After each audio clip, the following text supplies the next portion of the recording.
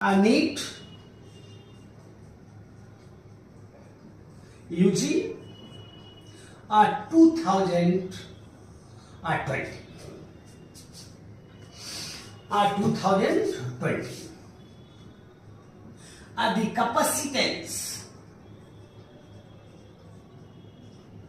The capacitance of a parallel plate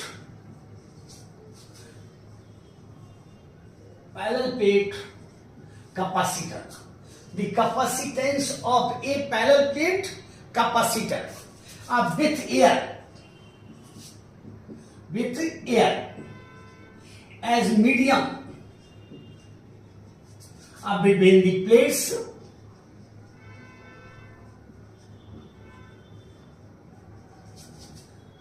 is 6 microfarad. 6 microfarad. Electrical capacity 6 microfarad है. अब with the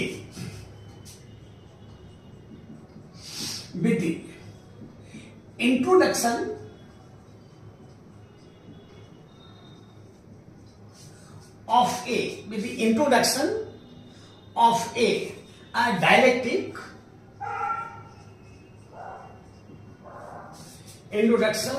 of a dielectric, the capacitance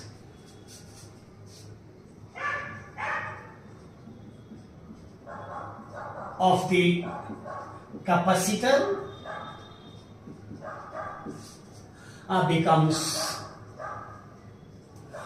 30 microfarad. 30 microfarad. The electrical permittivity.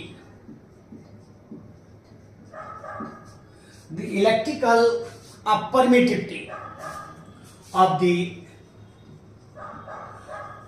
dielectric medium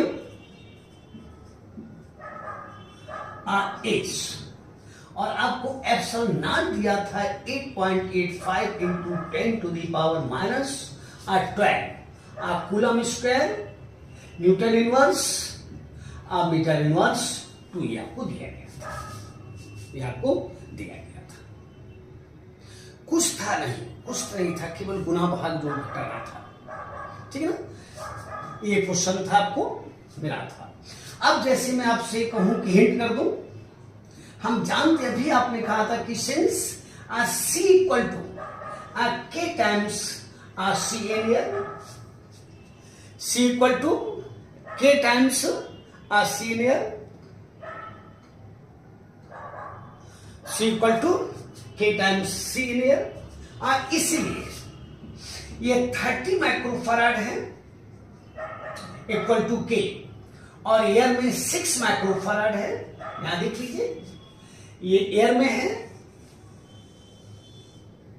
और ये medium as dielectric है.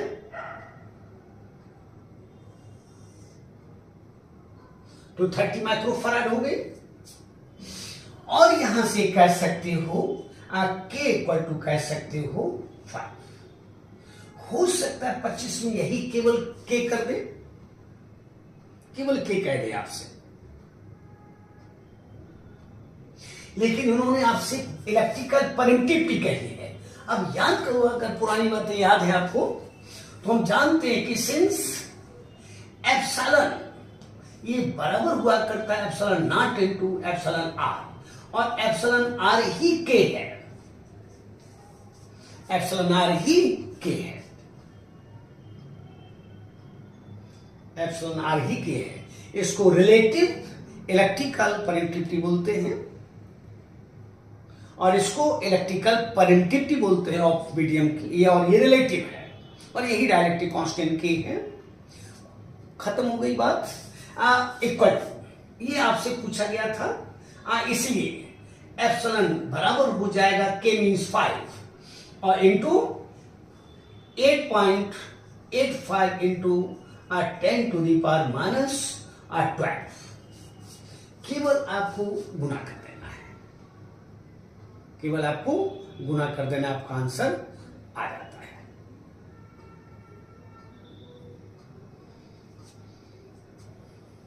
देखिए केवल multiplication कर देना है।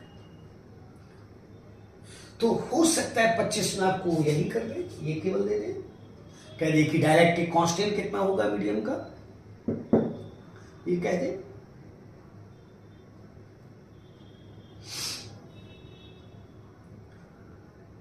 ओके 20 का है, 21, 22, 23, 24, 4 साल हो चुके हैं।